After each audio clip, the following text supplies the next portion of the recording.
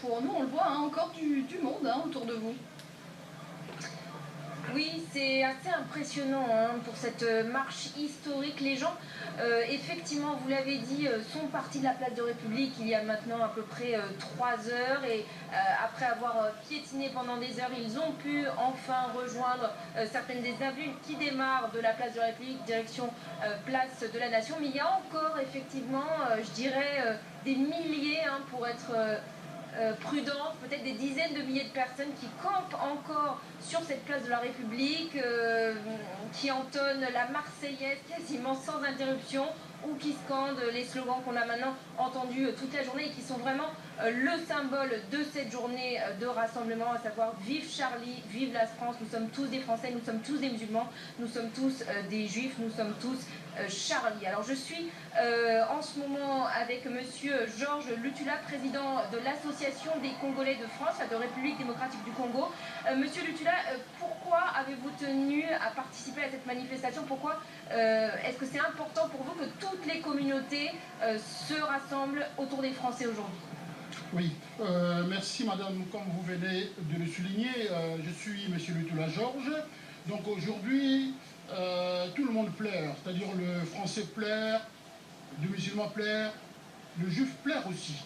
Vous savez, la raison pour laquelle je suis là pour manifester cette solidarité avec la France. Vous savez, la France, c'est quand même un pays qui nous a tendu la main, c'est-à-dire nous, le Congolais, et comment les Juifs, et tout le monde. Donc la raison pour laquelle, dès que la France pleure, nous pleurons aussi ensemble. Comme vous pouvez remarquer derrière, notre drapeau bleu qui flotte, c'est-à-dire je représente la communauté congolaise de la République démocratique du Congo.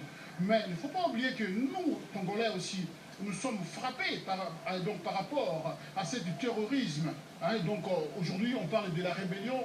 Donc chez nous, moi je disais non, ce n'est pas une rébellion, c'est du terrorisme que les autorités combattent au jour le jour avec son commandant suprême. Est-ce que vous pensez que ce rassemblement et l'ampleur de la manifestation aujourd'hui envoient un message très ferme justement aux terroristes?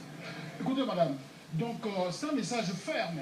Vous savez, donc même au moment où nous sommes là, donc ces gens-là, donc des terrorismes, ils sont en train de trembler là où ils sont. Je ne crois pas que par rapport à cette mobilisation, qu'ils vont répéter encore ce qu'ils ont fait chez notre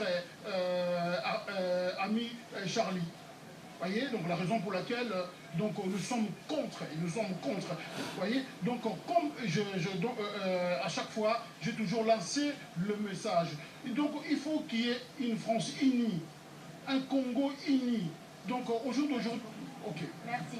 Donc voilà un message d'unité relayé, comme monsieur Lutula le disait, par la communauté congolaise. Mais ici, on peut voir vraiment des personnes de toute nationalité, de toute religion, des chrétiens, des musulmans, des juifs, qui sont tous français et unis derrière la France, derrière les proches des victimes de Charlie Hebdo, mais aussi de cette policière qui a été tuée à Montrouge jeudi dernier, et derrière la communauté juive qui a perdu 4 des siens vendredi dernier. Donc tous ces Français voilà, unis derrière les proches des victimes pour dire non au terrorisme, non à l'intolérance, non à l'obscurantisme, oui à la liberté, oui à la France, oui à la liberté de la presse également. Merci beaucoup Ashren Verdian, oui à la liberté de la presse. On va en parler avec Roselyne Febvre qui est avec moi sur ce plateau. Roselyne, le président François Hollande a reçu des messages